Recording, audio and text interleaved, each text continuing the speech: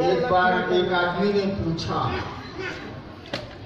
कि दुनिया का सबसे बड़ा आश्चर्य क्या है। एक आदमी ने एक आदमी से पूछा कि दुनिया का सबसे बड़ा आश्चर्य क्या है। उस आदमी ने उत्तर दिया कि 2 घंटे से 2 महिला चुपचाप बैठी। ये दुनिया का सबसे बड़ा आश्चर्य है, चुप बैठी नहीं सकती। 2 घंटे से 2 महिला चुपचाप बैठी है, ये दुनिया का सबसे बड़ा आश्चर्य है, चुप रह नहीं सकते। हाय भोजी, तुरैया पराठा बन लो। हाय दीदी, हद हो गई साहब। चलिए आइए, आज की ये संगोष्ठी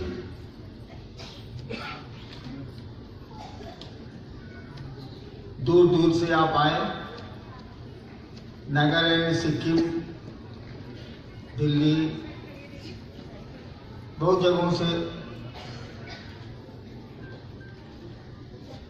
विषय आपके सामने है, लोगों ने आपको विषय पर बताया भी।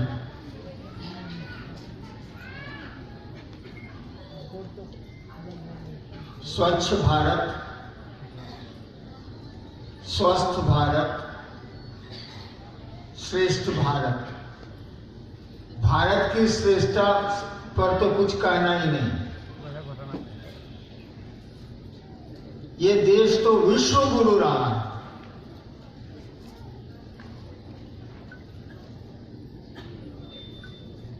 यहाँ का अध्यात्म, यहाँ की किताबें, यहाँ के उपनिषद विश्व में माने जाते हैं। आपके यहाँ उपनिषद लिखा गया, कुछ उपनिषद भगवान बुद्ध के पहले के हैं, कुछ उपनिषद बाद के।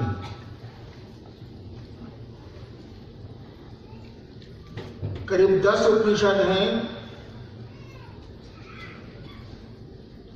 जो ईसा मसीह के पहले के हैं।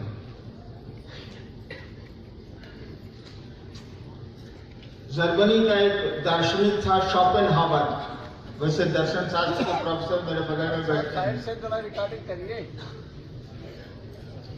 उसने कहा था, उपनिषदों को पढ़ के, उन किताबों को पढ़ के, आध्यात्मिक चर्चाएं हैं उसमें, कि it is the solace of my life and it will be the solace of my life. यानी ये उपनिषद जो है, फिलोसफर था जर्मनी का, कहता है कि उपनिषद निर्विवाद है, उन पर कोई विवाद नहीं किया जा सकता, कोई बहस नहीं की जा सकती। यही कहा गया सत्यम शिवम सुंदरम। विश्व में कहीं नहीं है, हमारे देश में ही लिखा गया सत्यम शिवम सुंदरम। अभी बरखा जी ने आप लोगों को बताया, सत्य वही है जो किसी काल में, किसी समय में कभी भी बदलता नहीं है, उसको सत्य कहते हैं। सच्चिदानंद में भी सत्य शब्द आया। वह ईश्वर जो सत्य है, चित्त है और आनंद है, सच्चिदानंद। सत्य का माने हुआ जिसमें कभी कोई परिवर्तन होता ही नहीं है, वो ईश्वर, वो शिव।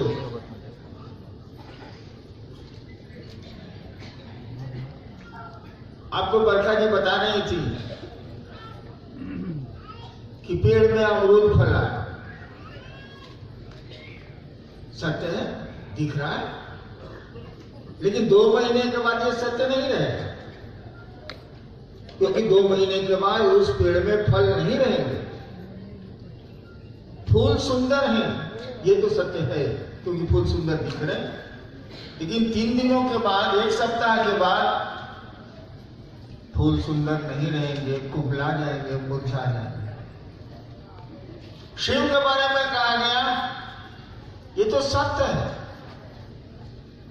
सच्चिदानंद वाला सत्य, ये तो सत्य, इसमें कभी कोई परिवर्तन नहीं होता। असुंदर कौन है? आज सुंदर है, कल असुंदर है, तो सुंदर मानिएगा?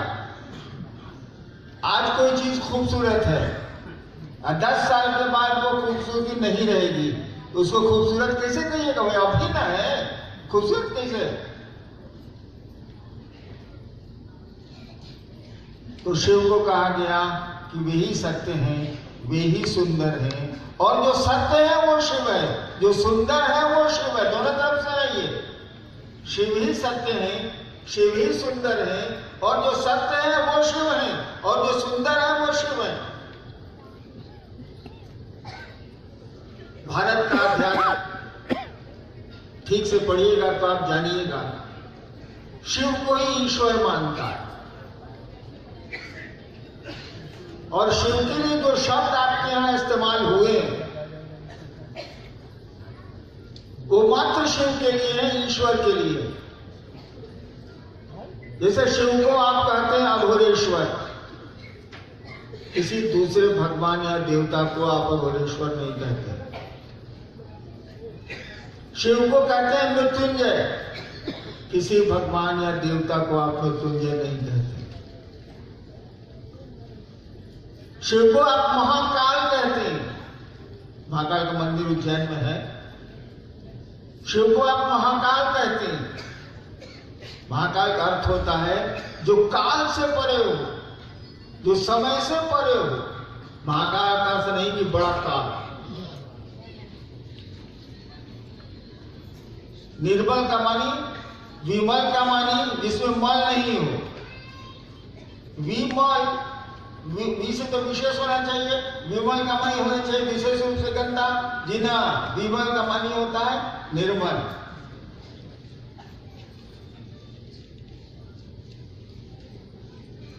तो शिव के बारे में कहा गया यही सत्य है, यही शिव है, यही सुंदर है। तो भारत की श्रेष्ठता पर क्या बोलना? आध्यात्म की दुनिया में तो मैचलेस है, इसकी कोई तुलना नहीं। अब शीशे में धूल पड़ गई है, ये बात सही है। शीशा गंदा हो गया, चेहरा नहीं दिखता। आध्यात्म गंदा हुआ है समय के कारण, गुरुओं के अभाव के कारण, सही गुरुओं के अभाव के कारण गंदा हुआ है, लेकिन तब भी शीशा तो है।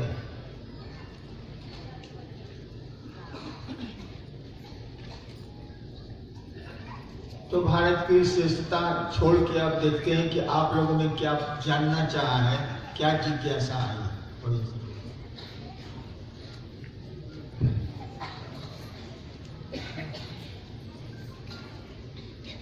आज तो मेरा कोई टॉपिक नहीं था, आज मेरा टॉपिक भी नहीं, मैं फ्री हूँ। बिहार से है वाहन सुमन। ऐसा है कि साहब श्री का सानिध्य शरीर से ही मिलेगा या उनकी सोच ब्रैकेट में चाहत पर चलने से मिलेगा?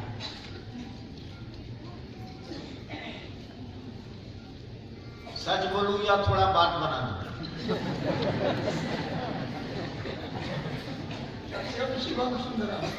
अरे वो महादेव की बात हटा, कहाँ राजा भोज, कहाँ पैखाने का पिल्लू। शिव की बात कौन करे, उससे वहां तो कहा ही जाता है। कालिदास ने कहा था ना, शिवम शिवस्य उपमा वा तुलना नास्ति। शिव की ना उपमा की जा सकती है न तुलना की जा सकती है। शिवस्य उपमा वा तुलना नास्ति, नहीं। तो खैर उनकी बात छोड़ दीजिए। मेरी चाहत पर चलना ज्यादा जरूरी है। शरीर से साथ संभव नहीं है, किसी का भी शरीर से साथ बहुत दिनों तक नहीं रहता है। लेकिन शरीर का भी एक प्रभाव है, इसको भी आप नकार नहीं सकते। आपकी सोच का भी प्रभाव है, इसको आप नकार नहीं सकते। आप जाते हैं साधुओं के समाधि स्थल पर, फकीरों के मजार पर, उनको गुजरे कितने साल हो गए, कितने वर्ष हो गए, लेकिन अभी भी आप जाते हैं, मनौतियां मांगते हैं और पूरी होती है, तभी इतनी भीड़ है। यानी शरीर का भी प्रभाव है, जहां वो रहता है उस स्थान का भी प्रभाव है, चाहत का तो प्रभाव है ही। दोनों को नकारा नहीं जा सकता। लोग कहते हैं भगवान हमको दर्शन दे दीजिए, बहुत लोग कहते हैं ना भगवान हमको दर्शन दे देते। आवेंगे तो शरीर में ना आवेंगे, तब ना आंख से देखिएगा। तो काहे देखना चाहते हैं, शरीर का प्रभाव नहीं है तो। और भगवान आपके पास भगवान की ताकत लेकर तो आ नहीं सकता, उसको तो डाउन होना होगा अपने को, अन्यथा आप देख ही नहीं पाएंगे, आपका मन पकड़ ही नहीं पाएगा। ईश्वर को आपके पास आना होगा, भगवान को आपके पास आना होगा, तो आपके स्तर पर आना होगा। नहीं तो देखिए, प्रेत देख ही नहीं सकते हैं, भगवान को देख लीजिएगा। नहीं, हम लोग सुनते हैं प्रेत प्रेत भूत प्रेत ये वो अंटम संटम, उसको आप देख ही नहीं रहे इन आंखों से, तो भगवान को देख लीजिएगा, बगलाने का। यानी अगर ईश्वर को भी आपके सामने आना होगा तो अपने को डाउन करना होगा, यानी अपने को आपके स्तर से थोड़ा ऊपर लाके रखना होगा, अन्यथा आप न देख सकते हैं, न महसूस कर सकते हैं। कहा जाता है भगवान कण कण में है, महसूस करते हैं? नहीं करते। हम में आप में सब जगह है, कोई महसूस करता? कहाँ महसूस करता? वो इतना सूक्ष्म है कि हमारी आपकी पकड़ में आता ही नहीं। गलत थोड़ी है कि भगवान कण कण में, वो ईश्वर कण कण में, वो खुदा जर्रे जर्रे में है, गलत थोड़ी है, सही है। कहाँ महसूस करते हैं हम लोग? उसी ईश्वर को कह रहे हैं कि हमको दर्शन दीजिए, तो दर्शन देते आप ही में ही रहे, तो दर्शन को अच्छी देगा वो। लेकिन अगर सही में वो शरीर में आता है, जैसे पृथ्वी शरीर लेते हैं, भगवान भी अगर शरीर लेगा तो उसको आपके हमारे मानसिक स्तर पर आना होगा, तभी आपको हमको वो दिखेगा, अन्यथा हमारी आंखें नहीं देख सकती है, हमारा मन भी नहीं पकड़ सकता। कहा जाता है मन वाक अगोचरम, वह ईश्वर जो है मन और वाणी दोनों से आंख से पकड़ में नहीं आएगा, नहीं दिखेगा। तो चाहत पर चलिए, वो ज्यादा जरूरी है। शरीर का तो अपना प्रभाव है। जिस घर में साधु रहता है उस घर का प्रभाव है, जिस घर में पूजा होती है उस कमरे का प्रभाव होता है। आपको अच्छा लगेगा, पूजा घर में जाइए, आपको अच्छा लगेगा, शांति लगेगी। अपने पूजा घर में जाइए, आपने लेटरिन में जाइए तो कैसा लगेगा? तो पूजा घर में लेटरिन बंद तरफ को नहीं पूजा रहा है, यानी प्रभाव तो है। तो शरीर का, वातावरण का, जहां भाव अच्छे रहते हैं, विचार अच्छे रहते हैं, उस मकान का, उन दीवारों का, उस मिट्टी का प्रभाव तो होता ही है। नेक्स्ट पूर्णिया से है भाई, ये अंजू चौधरी जी बहन, उनकी जिज्ञासा है, शिव की अनुग्रह शक्ति क्या है? अनुग्रह माने होता है दया। अनुग्रह का माने कृपा नहीं होता। अनुग्रह शब्द का ही अर्थ होता है दया, मर्सी। शिव की अनुग्रह शक्ति, थोड़ा भाषा को ठीक किया गया है। सीधे बोलिए शिव की दया। दया और कृपा में अंतर है। कृपा का सिद्धांत है करो और पाओ। नौकरी कीजिएगा तो आपको तनख्वाह मिलेगी, करो और पाओ। दया में ये सब कुछ नहीं।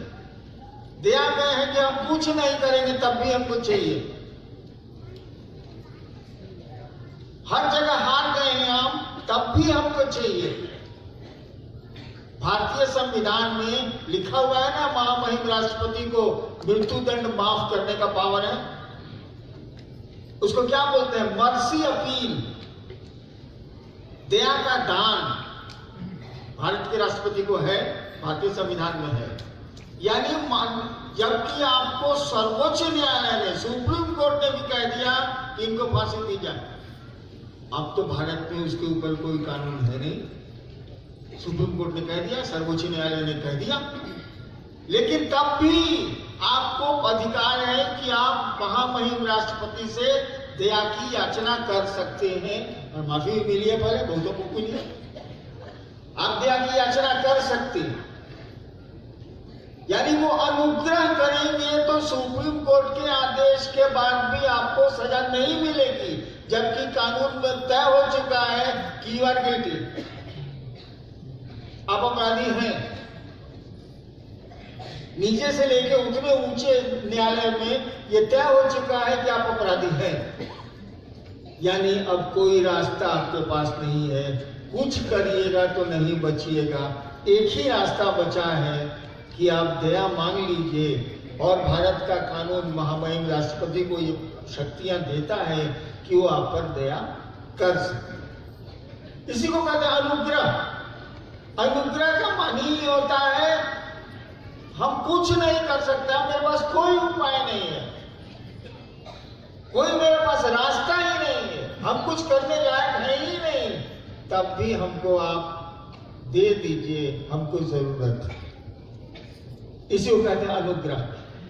ये कृपा नहीं है, ये दया है।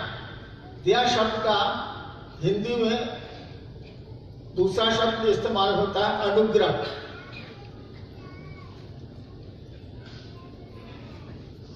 तो शिव गुरु की अनुग्रह शक्ति का माने हुआ शिव गुरु की दया। और आपके पहले सूत्र में भी है, पहले सूत्र में ही है, हे शिव आप मेरे गुरु हैं, मैं आपका शिष्य हूं, मुझ पर दया करिए। क्यों? आज तक भारतवर्ष ने कहा कृपा, शिव शिष्यों में आया कि आप अपने गुरु से दया मांगिए। क्यों? इतना ऊंचा गुरु है वो, इतना ऊंचा गुरु है कि उसके ऊपर कुछ होता ही नहीं, ईश्वर ही है वो। बल्कि शिव को ईश्वर क्या, महेश्वर भी कहा गया। तो उससे करके क्या पाइएगा? आप ही सोचिए, देश के सबसे बड़े धनी आदमी को आप 1 रुपये का नोट दिखला रहे हैं कि हमारे पास भी 1 रुपया है, आपके बगल में बैठे क्या? देश के सबसे धनी आदमी के बगल में आप जाइए इस अधिकार से कि हमारे पास भी 10 रुपया हम कमाए हैं, आपके बगल में बैठे हैं। तो शिव को आप गुरु मानते हैं, क्या कृपा मांगिएगा? वैसे भारत का अध्यात्म कहता है मोक्ष परम गुरु कृपा। हमने कहा कि करेंगे कितना, पाएंगे कितना। 1 रुपया कमा के तो भैया अंबानी साहब के बगल में नहीं बैठा जा सकता है, वो औकात नहीं है 1 रुपये की। हमने सोचा कि साहब करेंगे क्या, हम लोग शिव ही गुरु हैं यहाँ, वो महेश्वर ही गुरु है ही, वो गुरु नहीं, संसार में कोई गुरु हो ही नहीं सकता। वो बाप नहीं है तो संसार में कोई पिता नहीं हो सकता, उसमें माँ का गुण नहीं है तो संसार में कोई माँ नहीं हो सकती। सब उसी के गुण आए हैं प्रकृति में, पूरी कायनात में। हमने कहा कि शिव को जो गुरु मानेंगे वो दया मांगे, कृपा संभव नहीं, करेंगे और पाएंगे ये तो नहीं होगा, ये हम लोग से होगे नहीं करेगा। हम लोग आज के आदमी हैं, साला खाते कमाते हैं, 25 को झूठ बोलते हैं, ये हम लोग से नहीं होगा। और इसलिए दया शब्द का प्रयोग आया, अनुग्रह शब्द का प्रयोग आप कर सकते हैं। शिव का की अनुग्रह शक्ति यानी शिव का दया भाव। नेक्स्ट जी, वाराणसी से हैं भाई उमाशंकर जी। आपकी जिज्ञासा है शिव चर्चा क्या है, आपके चाहत के अनुसार क्यों नहीं होती है? आपकी एवं शिव की चाहत के अनुसार शिव चर्चा कैसे होगी, कृपया साहब श्री से निवेदन है कि उपाय बताने की कृपा करें।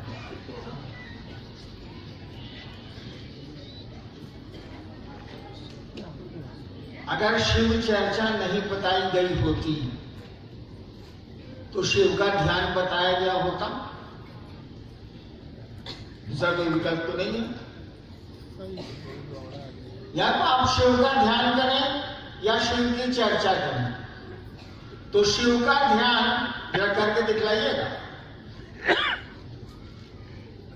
छोड़िए शिव का ध्यान, आपका चेहरा रोज आप आईने में देखते हो, आंख बंद करके अपना चेहरा देखिए तो आप ध्यान दे रहे तो अपने चेहरे का। ससुरा अपन चेहरा के ध्यान नहीं क्यों गति का पार महादेव के ध्यान करियो। आप आंख बंद करके अपना चेहरा देख, मिल रहा चेहरा आपको अपना। जब अपने चेहरे का ध्यान आपको नहीं हो रहा है तो संसार के वो सूक्ष्मतम सत्ता का कैसे ध्यान हो जाएगा। बहुत लोग कहते हैं कि हम ध्यान करते हैं, हमहू कोशिश किया।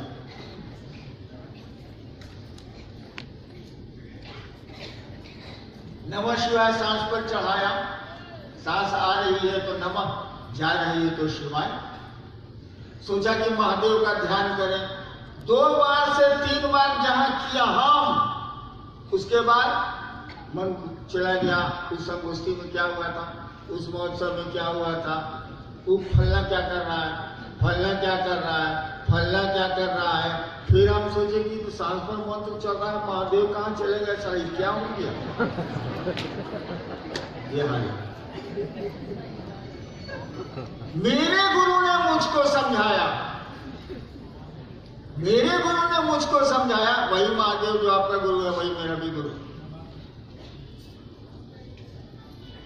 किस्सा इस तरह का है कि 1986 में जब मैं बिहार के एक जिले में मैजिस्ट्रेट था तो सरकारी काम से पटनी आ रहा था।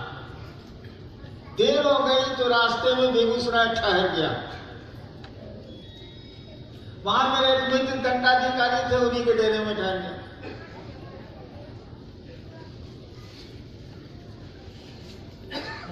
आप लोगों को कोई दिक्कत हो रही है तो हम बंद करते हैं, चलते हैं, बहुत काम है। कम से कम सोएंगे तो दोपहर का समय है।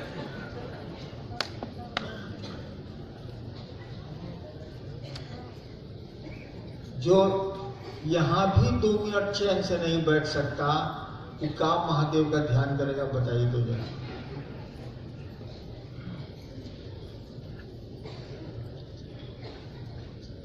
तो एक आवाज ने मुझसे कहा, लंबी कहानी है इसलिए छोड़ देता हूं, तुम जो करते हो कहते नहीं। मेरा स्वभाव कुछ दूसरा रहा है, अभी भी थोड़ा बहुत है। मैं थोड़ा सा झगड़ालू किस्म का आदमी हूं, झगड़ जाऊंगा, लड़ जाऊंगा। अब नहीं, अब तक कम हो गया। तो जैसे आवाज ने कहा कि तुम जो करते हो कहते नहीं हो, मैंने तुरंत कहा मैं जो करता हूं सो कहता हूं। भले हम नहीं करते हो नहीं करते हो, तब हम अपने मन से कर सकते हैं, लेकिन दूसरा कोई बोल देगा हमको, हमके साथ तुमने बाप कहा है, हम जो करते हैं सो करते हैं, तुमने बाप का कहा जाता है। तो वैसे आवाज को हमने कहा कि मैं जो करता हूं सो कहता हूं। आवाज ने कहा असत्य बोलते हो। अब तो पिटाया वाला काम बाबा जी, क्यों हमरा से बोल दे कि तू झूठ बोल रहा था, मारे कि ना मारे। आवाज ने हमसे कहा कि असत्य बोलते हो। हम असत्य का मानी ही नहीं जानते थे, हम असत्य का मानी जानते थे झूठ। तब मैंने कहा मैं झूठ नहीं बोलता, जबकि उन्होंने ये नहीं कहा। आवाज ने कहा असत्य बोलते हो।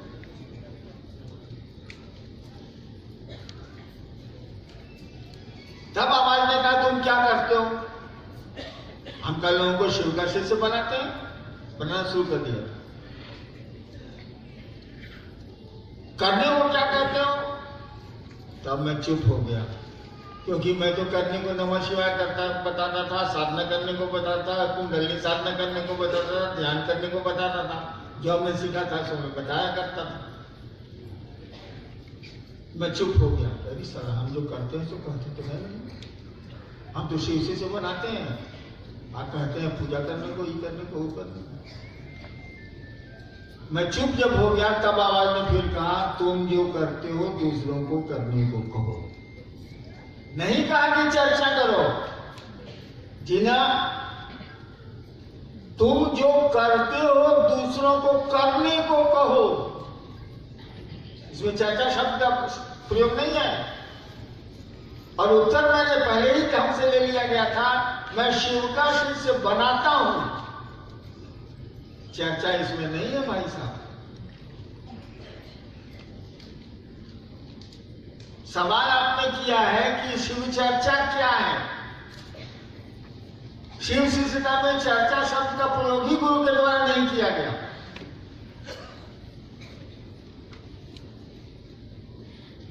और इसको बोल के उसका फिर कुछ कहा भी नहीं मुझको, किसको बनाना है, किसको नहीं बनाना है, क्या करना है। दूसरों, तुम जो करते हो दूसरों को करने को कहो। हमसे पूछ लिया गया क्या करते हो, हमने कहा मैं शिव से बनाता हूं। इसमें चर्चा कहीं नहीं है। लेकिन आपको हमको शिव से बनाना है, क्या करें अब हम बताइए। किसी आदमी को हमको शिव का शिष्य बनाना है, उसको प्रेरित करना है, अब क्या करें। लाठी लावे, 2 लाठी माने, तब वो तो बोलना ही बोलेगा किसी को गुरु मानो। यानी चर्चा आई, चर्चा खुशी, बोलना पड़ेगा ना भाई। कैसे बनाना किसी को शिव शिष्य, बोलना पड़ेगा, उसको सुधारना पड़ेगा, समझाना पड़ेगा। तो हमने लिख दिया कि गुरु चर्चा करें आप, क्योंकि हम वही किया था, हम वही कर रहे थे। 86 में ये बात हो रही है और चर्चा आई है 86 के बाद।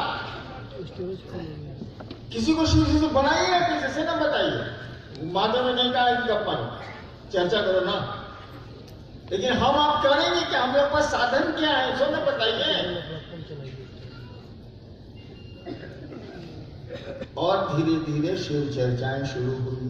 लोगों को कहना शुरू किया गया कि आप शिव का शिष्य बनाइए। तो बेचारा गोड़ से बनावेगा, हाथ से बनावेगा, मुड़ी से बनावेगा, कि मुंह से बनावेगा। तो चर्चा तो होगी, गप तो होगा ही। हाँ, उद्देश्य के साथ होगा कि हम बात कर रहे हैं ताकि दूसरा भगवान शिव को अपना गुरु बनाए। यह उद्देश्य रहेगा। एक गप तो करना है। अब आपके पास गप करने का साधन नहीं है, आपके पास आवाज नहीं है, या दूसरे के पास सुनने का साधन नहीं है, तब दूसरे उपाय करने होंगे। लेकिन सामान्यतः जगत में तो वही करना पड़ेगा, बात करनी पड़ेगी। इसीलिए आई शिव चर्चा, शिव गुरु की चर्चा। शिव चर्चा बोलिए, शिव गुरु की चर्चा बोलिए, बातें की। और तब शिव चर्चा प्रारंभ हुई लोगों में। और शिव चर्चा नहीं होती तो भाई साहब आप यहां नहीं होते, इस हॉल में तो नहीं होते। किसी ने आपको सुना के शिव उसका शिष्य बनाया है, और तब इस नाम पर आप आए कि चलो शिव की चर्चा सुनते हैं, सुनेंगे। जिसने शुरू किया वो बोलेगा तो क्या क्या बोलता है जरा सुने हम। आप भी तो चर्चा के ही चलते आप आए। मैं कहता हूं कि तीनों सूत्रों में तीनों सूत्र त्रिशूल हैं। पहला दया मानना, दूसरा गुरु चर्चा करना, और तीसरा अपने गुरु को प्रणाम करना। आप नमः शिवाय से करें। त्रिशूल में देखा है आगे बीच वाला 2 नंबर, हम चर्चा करना 2 नंबर है, 2 नंबर का धंधा भी है साला। चर्चा बीच का शूल है, त्रिशूल का शूल, 3 को शूल हुआ ना जी, ट्राइडेंट का, तो बीच का शूल है। हिट करता है नहीं, लेकिन रोकता नहीं है। आप खूब शिव चर्चा करिए, एक दिन कताल खड्डा में चले गए। काहे कि वो तो नोकीला है, गया फिर निकला। ये बगल के जो 2 शूल हैं, ट्राइडेंट के जो बगल वाले हैं, ये घूमे हुए होते हैं, आपको वहां रोक लेते हैं। यानी आपका पहला और तीसरा सूत्र आपको शिव से सीता में खड़ा रखता है, बचाता है, अहंकार नहीं पैदा होने देता, गड़बड़ी नहीं पैदा होने देता, रोकता है वो। दूसरा सूत्र तो बस जैसे हम ही को है कि 2000 आदमी साला हम मंच पर है, सब नीचे उठा हुआ है, सब टुकुट देख रहा है, अहंकार बढ़ा, हम वो कुछ है। बहुत लोग मंच पर जाकर देखिएगा,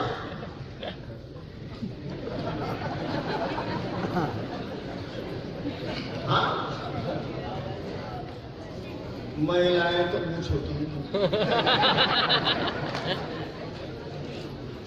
अहंकार फेंक देगा। इसी चर्चा के माध्यम से आप पैसा कमा रहे हैं, गुरु भाइयों को लूट रहे हैं, शिव को बेच के धरती खरीद रहे हैं, हाथी घोड़े पर चल रहे हैं, जिसके पास साइकिल नहीं थी वो बोलेरो पर चल रहा है। यही चर्चा है कि 2 नंबर का धंधा है, 2 नंबर का धंधा कीजिएगा तो पैसा खूब कमाइएगा, सरकार में भी है, लेकिन जेल में जाइएगा, योग मुझे धराइएगा तो 2 नंबर का सूत्र है ना शिव गुरु की चर्चा,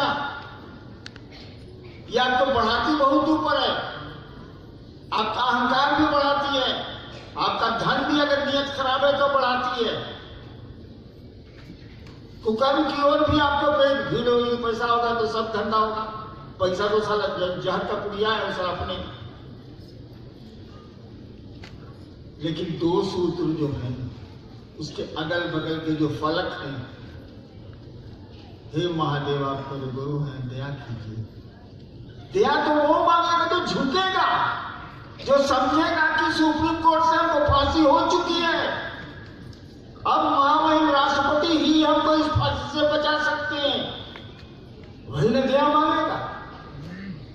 हाईकोर्ट ने फांसी दे दी, कंफर्म कर दिया, हाईकोर्ट तो फांसी देता नहीं है, कंफर्म कर दिया, अभी भी उसको ताकत है, जाएंगे सुप्रीम कोर्ट, फरिया लेंगे।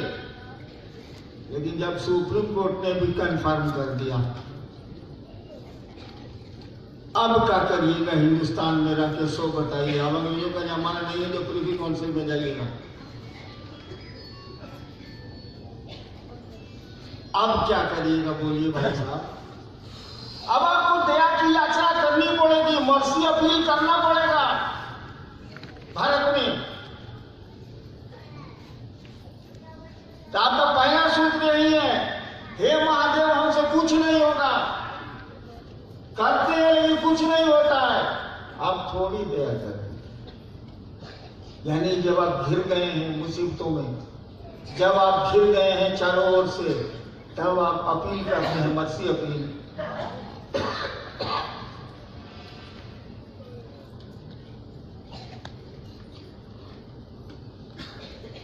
कि हे महादेव आप मेरे गुरु हैं, मैं आपका शिष्य हूं। दोनों बात अच्छी लगती है सुनने में ना, आप मेरे गुरु हैं, मैं आपका चेला हूं, दोनों बातों देखे हैं जी ना। दोनों के 2 अर्थ होते हैं। बात की पंक्ति तो ठीक है कि आप मुझ पर दया करिए, लेकिन दया मांगने से दया थोड़ी ही मिलेगी, दया की मानसिकता में जाना होगा, उस स्थिति में जाना होगा कि सुप्रीम कोर्ट ने फांसी दे दी है, अब कोई उपाय नहीं है, अब महामहिम राष्ट्रपति ही मुझको छोड़ सकते हैं, कोई विकल्प नहीं है आपके पास।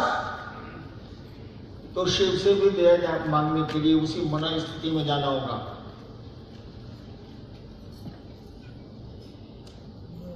वो गुरु लाते हैं, वो गुरु आपको इस स्थिति में ला देंगे कि आपको लगेगा कोई नहीं है।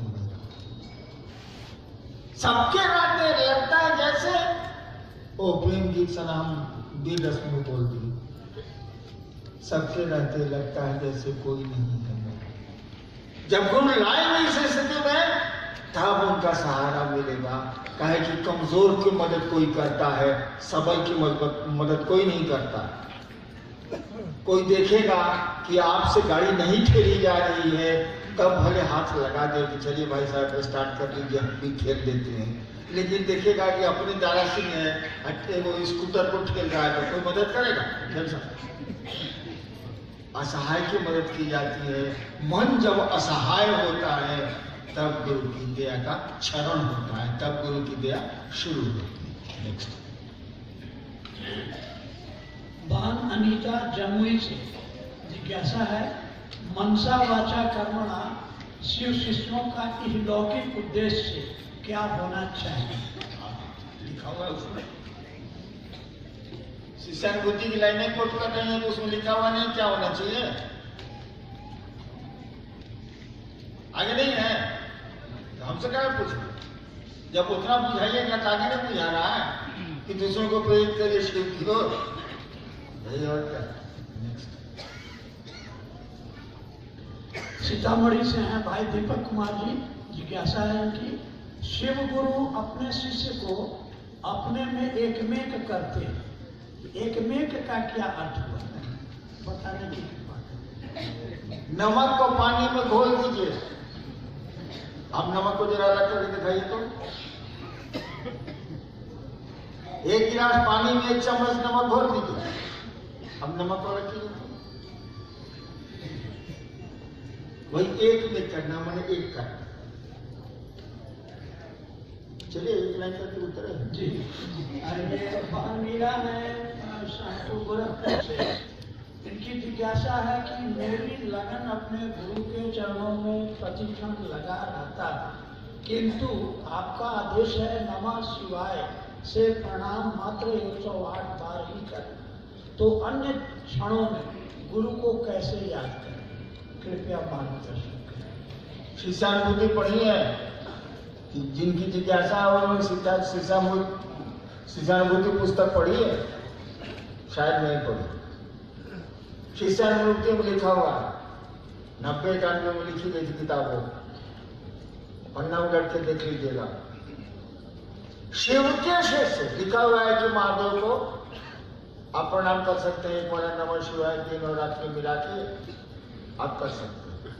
उसके बाद उसमें लिखा हुआ है कि जो जनरल है कोई कर सकता है। अरे महादेव आप ही क्या हमारे गुरु हैं कि संसार के गुरु है? अब मानी इच्छा मत मानिए तो रमन करेगा। आपके डॉक्टर, अभी जो डॉक्टर बोल रहे थे आपके डॉक्टर नहीं हो सकते, जिसके डॉक्टर है उसका इलाज होता है, लेकिन इसका मैं डॉक्टर नहीं है, वो डॉक्टर तो ही ना है। तो महादेव तो गुरु है, आप मानिए चाहे मत मानिए। तो उसमें लिखा हुआ है कि 108 बार आप दिन और रात में क्या रात्रि ऐसे कुछ, हाँ दिन और रात मिला के 108 बार कर सकते हैं नमः शिवाय का जप, यानी नमः शिवाय से गुरु को पढ़ना। उसके बाद आपने पढ़ाई नहीं। शिव के से लिखा हुआ है कि जो महादेव का चेला होगा वो कैसे प्रणाम करेगा? शिव के से उसी में लिखा हुआ है और वहीं पर लिखा हुआ है जो मन में बढ़िया लगा तो पढ़ लिया और जो बढ़िया नहीं लगा उसको छोड़ दिया। बारे बार शिव के शिष्य कि शिव के शिष्य कैसे प्रणाम करेंगे उसमें लिखा हुआ शिव के शिष्य अपने गुरु को नमन करने हेतु अजपा जप के माध्यम से नमः शिवाय का सहारा लेते हैं।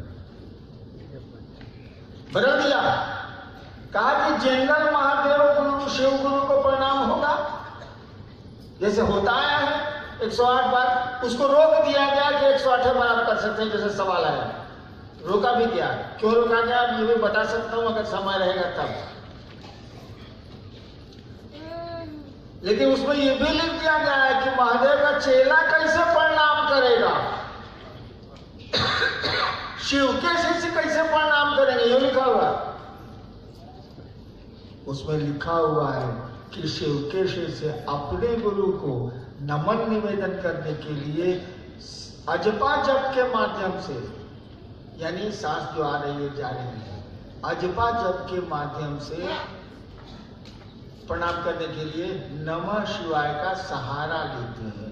यानी नमः सांस के भीतर जाता है, शिवाय सांस के साथ बाहर आता है। इसी विधि से शिव के शिष्य अपने गुरु को प्रणाम करते हैं, लिखा हुआ। तो 108 पर क्या क्वेश्चन करते हैं? अगर शिव के शिष्य नहीं है तो मैं बता दूंगा। 108 बार करने का तरीका ही बता दूंगा। कहा है 108 बार एक रात में कहा गया, दिन रात में करने के लिए ये भी बता दूंगा। ज्यादा करिएगा तो क्या नुकसान होगा ये भी बता दूंगा। लेकिन कहा बताऊं, हमको लगता है यहाँ जो बैठे हैं वो शिव के शिव से जरूर होंगे, मुंह से बोलता है, बोलता तो है। आप सांस को नमः शिवाय करिए और जब प्रणाम करिएगा तो अग्निया की ओर देखिएगा कि नहीं देखिएगा, मन देखेगा ना।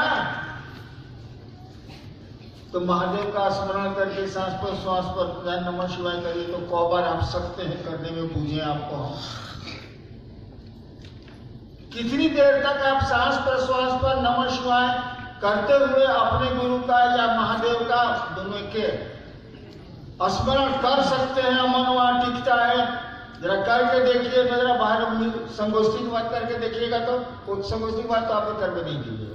जब यही नहीं करते तो वहां क्या कीजिएगा। संगोष्ठी के बाद तो भात रे, दाल रे, चटनी रे, खुद नमः शिवाय करिएगा। चर्चा में मजा ज्यादा मिलता है, थोड़ा वैल्यू भी बढ़ता है। हम सीनियर गुरु भाई हैं, बड़े था। चलिए नेक्स्ट। ये उमाशंकर भाई हैं वाराणसी से। गुरु अपने शिष्य को अपने जैसा बनाता है। शिव शिष्य साहब श्री को छोड़कर इस जगत में कुछ शिव के शिष्य हुए हैं। शिव हुए हैं लेकिन आरोप के घेरे में है, जबकि शिव पर कोई आरोप लगता ही नहीं है। तो इस जगत में जिन लोगों ने कहा कि मैं ही शिव हूँ, वह कैसे शिव हुए और कैसे शिव के शिष्य हुए? किशनगंज में वो आदमी, बिहार किशनगंज वो आदमी, उसका नाम है हवलदार पांडे। हवलदार नहीं है, बेटा का नाम रखा है दरोगा पांडे, एक और बेटा का नाम रखा है एसडीओ पांडे, एक और बेटा का नाम रखा है कलेक्टर पांडे। और सब साले को अच्छा पढ़ा हुआ है। बाप नहीं पढ़ा हुआ तो बेटा क्या पढ़ेगा। किसी के कह देने से कि शिवोहम शिवोहम शिवम केवलोहम कोई शिव नहीं हो जाता।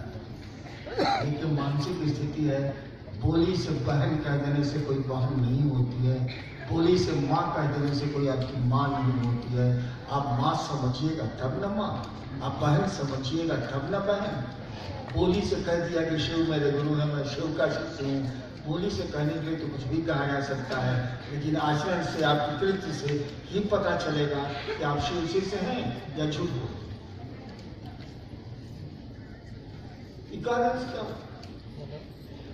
आपके आचरण, आपके कर्म, आपके कृत्य बताएंगे कि आप शिव के शिष्य हैं कि नहीं, आप शिव हैं।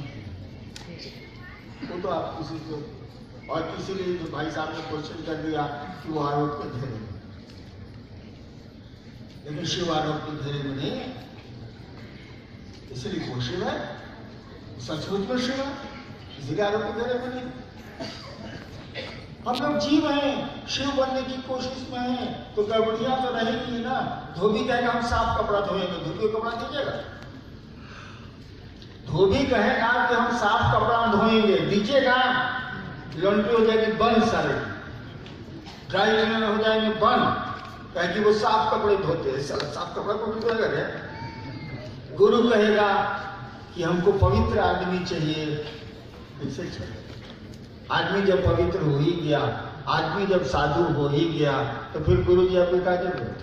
कपड़ा जब साफ है तो धोबी जी आपकी क्या जरूरत? ये हुगली बंगाल से है, नाम नहीं लिखा है, जिज्ञासा करते। साहब बोलते हैं आओ चले शिव की ओर। तो हमारे बहुत सारे गुरु बहनें जो हमें भ्रमित करती हैं और हम न चाहकर भी उनकी ओर चलने लगती हैं, तो हम कैसे चलें शिव की ओर?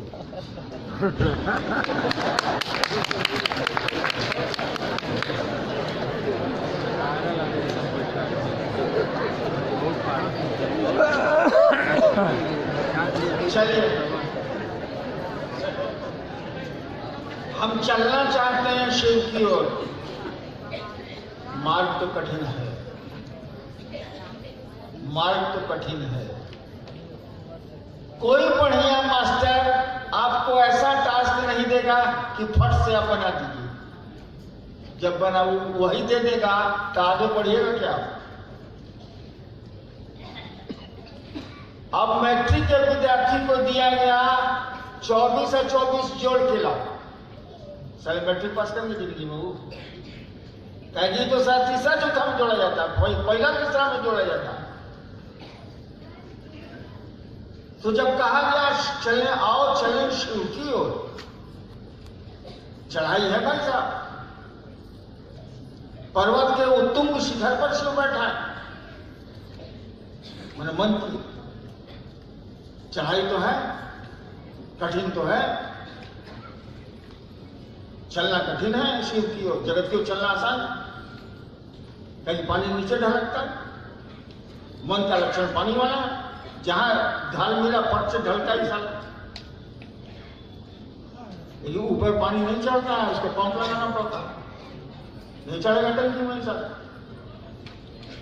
हम लोगों के मन की भी यही स्थिति है।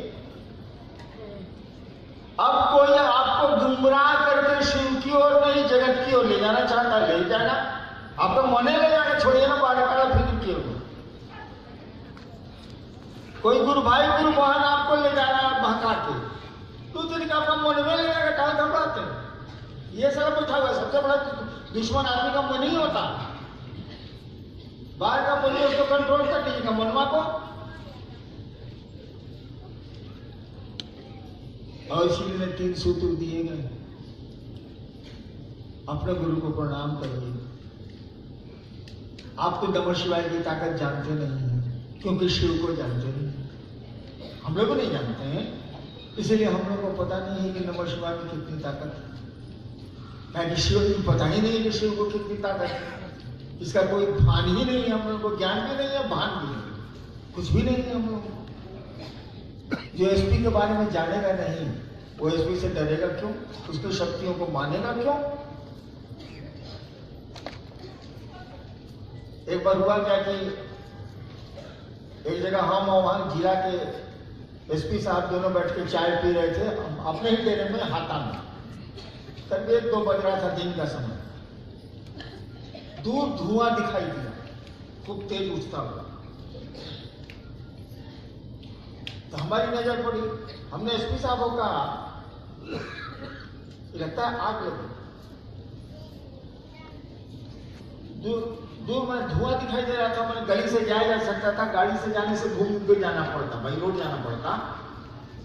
संडे का दिन था, हम भी कुर्ता पजामा पहन के बैठे हुए थे, एसपी साहब भी कुर्ता पजामा पहन के बैठे हुए, हमें चाय पी रहे थे, दिन में बाहर धूप में हल्की धूप। हम एसपी साहब दोनों दौड़े गली से, और ड्राइवर बॉडीगार्ड को कह दिया तू तो रोड से आवेगा घूमेगा। हम एसपी साहब पहुंच कर भीड़ लगी थी, वहां आग लगी थी, एक वो उसका घर था, वहां हॉस्टल था, उसी में आग लगी। हम एसपी साहब अब पब्लिक को ठेल रहे हैं, जहां आग लगी वहां पहुंच रहा है, पब्लिक घेरे हुए ठेल रहे हैं। कान में सुनाई पड़ा, अगर पहचानता तो बोलता, पहचानता तो नहीं बोलता। क्या बोला, बोले अरे माता चो सबको देखो तो कोई पहचान नहीं रहा है ना। हम लोग कुर्ता पजामा में, न बॉडीगार्ड है न कुछ है, आदमी को खेल रहे हैं। हम लोग आदमी जानते हैं कि वहां क्या करना है, जनता तो जानती नहीं है। हम लोग पब्लिक को ठेल रहे हैं वहां पहुंचने के लिए। जब वहां पहुंचे तब कुछ लोग पहचाना कि दुल्लू साहब है, तब तक बॉडीगार्ड आ गया, गाड़ी आ गई, तब लोग जाना कि अच्छा प्रशासन पहुंच गया। यानी जब पहचानते ही नहीं है, हमको आपको किसी को शिव का भान ही नहीं है, तो नमः शिवाय की ताकत क्या महसूस हो? लेकिन करिए, डू इट। और जो शिव के शिष्य जैसा करते हैं, शिष्यानुभूति पढ़ लीजिए, उस तरह से करिए। अत्या तो मांगिएगा ही मांगिएगा, उसके लिए तो हमको कुछ समझाने की जरूरत नहीं। 2 दिन लेट नहीं होगा, तीसरे दिन अपने महादेव से दया मांगिएगा, कुछ नहीं करना। 2 दिन लैट्रिन रुक में नहीं करेगा, एक नंबर से उसके लिए कुछ कहना ही नहीं, पहले से उसके लिए कुछ कहना ही नहीं, वो तो छोड़ दीजिए। दूसरे तीसरे के लिए कहना है उसको करिए। ये है भाई सुबोध जी किशनगंज से, शिव गुरु कार्य करने में क्या हमारा कर्म फल भी बाधक होता है? कर्म फल के ही चलते हम लोग यहाँ आए हैं धरती पर। कर्म का साइकिल चल रहा है, उसी के तहत हम लोग धरती पर आए हैं। मैं अक्सर कहता भी हूँ कि यहाँ तो कैद खाना है, हम लोग सभी सजा याफ्ता कैदी हैं, सजा भोग रहे हैं। यहाँ मस्तियाँ भी हैं लेकिन दुर्दशा भी। तो कर्म फल तो आपको गुरु की ओर चलने में सहायक भी है और बाधक भी है, दोनों है। तो कर्म फल रोकेगा, कर्म फल बढ़ाएगा। ज्यादातर अब शिव गुरु हो गए ना, तो जगत का गुरु है वो। अभी आप 2000 आदमी यहाँ बैठे हैं मान लीजिए, तो सबका कर्म फल तो साधु वाला हो नहीं सकता है। सोचिए ना भाई, 5000 साल का इतिहास में कौन को साधु को जानते हैं आप? बोलिए। 5000 हिंदुस्तान से ज्यादा साधु विश्व में कहीं नहीं है। कितने साधु को जानते हैं आप? 84 से दक्षिण भारत के, 112 शिव के शिष्य, लिंग पुराण, शिव पुराण, ढेर खींचती के लुका छिपी करके जोड़िएगा तो 300। मच्छरनाथ, गोरखनाथ, जलंधरनाथ, 300 350 पर जाकर थम जाइएगा। 5000 साल में 300 पर रुके हैं आप। ये देखिए, उनके कर्म फल अच्छे थे तो वो साधु हो गए। कोई शिव का शिष्य हो गया, कोई सिद्ध हो गया, जिसको हम आप जानते हैं। नहीं जानने वाले भी लोग हैं तो चलिए 1000 मान लेते हैं, जो बहुत ऊंचाई पर चढ़े लोग। तो 5000 साल में 1000 आदमी साधु बना, जो हम लोग को नॉलेज, जो हम लोग को सूचना। हम एक महोत्सव करते हैं तो 4 लाख आदमी रहता है, अब तो करते ही नहीं। कहां से बड़ी कम नियंत्रित होगी। वैसे भी शिव जगत का गुरु है, जगत के एक इंसान को अधिकार है, आपसे पूछने नहीं जाएगा, वो अधिकार है कि शिव को अपने गुरु मान सकता है। तो इतने लोगों का कर्म फल कैसे चलने देगा उनको आध्यात्म में, बताइए तो। 5000 साल में मुश्किल से 300, अभी आप करोड़ से ऊपर है, 3 करोड़ है, अभी बढ़ेंगे ही बढ़ेंगे। क्या होगा? गुरु बदनाम हो जाएंगे। तो शिव गुरु हुए, सब चला बैठ गया। साधु कहेगा कर्म फल खाइए नहीं तो कहां से बैठेगा? नहीं चलेगा। कर्म फल बाधक भी होते हैं, सहायक भी होते हैं। एक बात जान लीजिए, गुरु कर्म बंधनों को तोड़ते हैं। गुरु कहते किसको है? अरे जिसके पास गुरु भाव है वो गुरु है, जिसके पास पिता का भाव है वो पिता है, जिसके पास पत्नी का भाव है वो पति है, जिसके पास गुरु का भाव है वो गुरु है। ईश्वर के पास ही मूलतः गुरु भाव होता है, सब भाव तो वहीं से निकलता है। गुरु भाव का लक्षण क्या है? दूसरों को शिव की ओर ले चलना, ईश्वर की ओर ले चलना गुरु भाव है। आदमी को ईश्वर की ओर ले चलना गुरु भाव है। ये भाव जितना सबल जिसमें होगा उतना बड़ा गुरु होगा। दूसरों को शिव गुरु की ओर ले चलने का भाव, दूसरों को शिव की ओर ले चलने का भाव गुरु भाव है। गुरु को यह पावर है कि वो कर्म बंधनों को छीन करते हैं, तोड़ते हैं, हटाते हैं, काम करते हैं उनका मन, लेकिन करते हैं। नहीं करेंगे तो उनका शिष्य ऊपर जब नहीं करेगा।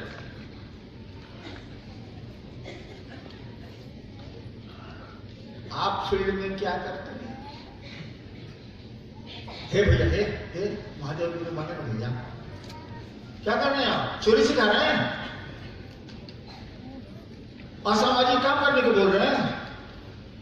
आपकी चाहत है कि वो शिव की ओर चले, शिव गुरु से जुड़े, ताकि वह गुरु इसको शिव बनाए। यही है गुरु भाव। और हमेशा याद रखिए, गुरु कर्म फलों को छीण करते हैं, दर्द करते हैं, हटाते हैं, बढ़ाते भी हैं। वो छोड़ दीजिए वो टॉपिक, लेकिन कर्म बंधनों को वो तोड़ते हैं।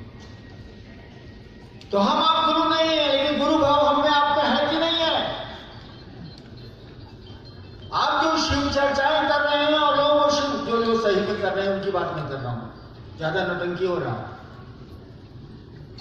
जो लोग सही में चाहते हैं कि लोग शिव की ओर चलें, जो सही में चाहते हैं कि आओ चले शिव की ओर,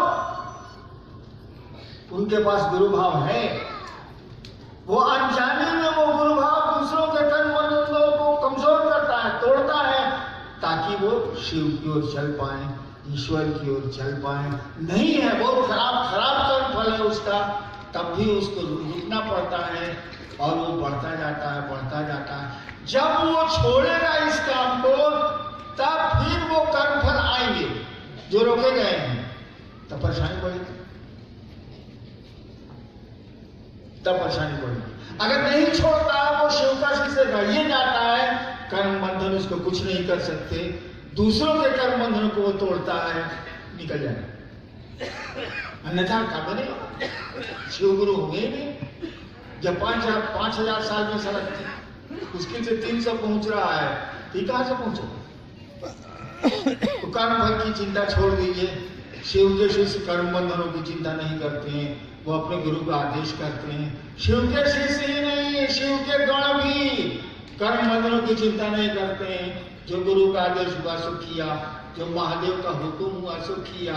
मूड़ी काट लो वृक्ष का, कहानियां कहती है, जाके काट लिया, सोच भी नहीं किया कि साला हमको कर्म फल होगा, सोचते ही नहीं है वो लोग, क्योंकि ये कानून ही महादेव से चला है, ईश्वर से चला है।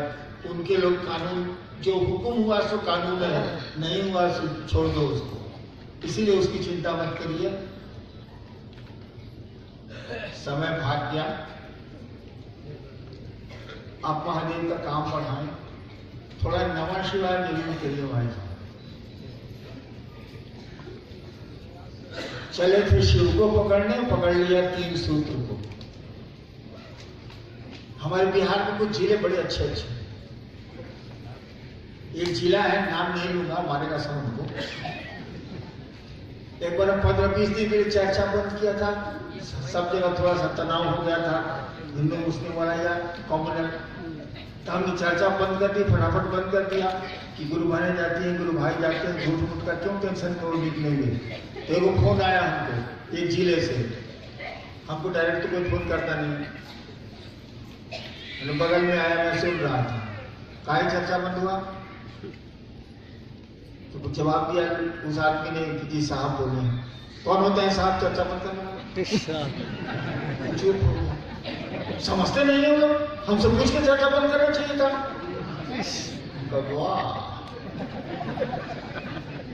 नामी जिला है वो बिहार का, वहां के भी लोग हमको नजर पड़े हैं, बोलेगा तुम्हारे का सरवार में, सिर्फ नाम नहीं बोल रहे। यानी शिव नहीं पकड़ा है, गुरु नहीं पकड़ा है, चर्चा पकड़ा गई। बहुत शिव शिष्य है कि नमः शिवाय पकड़ा गया, दिया तो पकड़ा नहीं, वो तो पकड़े भी नहीं। बहुत शिव शिष्य है जो नमः शिवाय करके बर्बाद हो गए। इसलिए मैं रोकता हूं कि अगर माला पकड़ना है तो एक माला ज्यादा मत करिए आप, बर्बाद हो गए, कहीं के नहीं रहे। 3-4 आदमी को तो मैंने दिया नमः शिवाय, मैंने बताया, और वो चले गए, बर्बाद हो गए, खत्म हो गए। यानी किसी ने नमः शिवाय पकड़ लिया, किसी ने चर्चा पकड़ ली, कुछ पकड़ लिया, कुछ पकड़ लिया, कुछ सारा महादेव को पकड़ में नहीं किया, गुरु को पकड़ में नहीं किया। गजब हाल है। भाई छत पर जाने के लिए सीढ़ी लगी है ना, अब सीढ़ियां पकड़ के बैठ गए, अब कुछ लोग तो सीढ़ियों नहीं पकड़ा, उसका डंडवा होता है ना, उसको निकाल कर गोली लटक।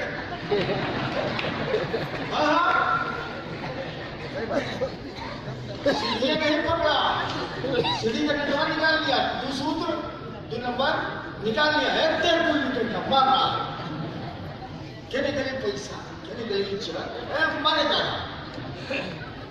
साला आदमी है कि क्या है, चलना था सीख की और चला गया कहाँ? जरा सूत्र को धर लिया। आप शिव को शिष्य गुरु को ना पकड़िएगा, सूत्र को पकड़िएगा, सूत्र का सहारा लेके ना पढ़िएगा, तो उसी को धर लीजिएगा। जय गड़िया को धर लीजिए, पहुंच जाएगा स्टेशन। अरे दूसरा बचना उसको धरे हुए क्या लाला,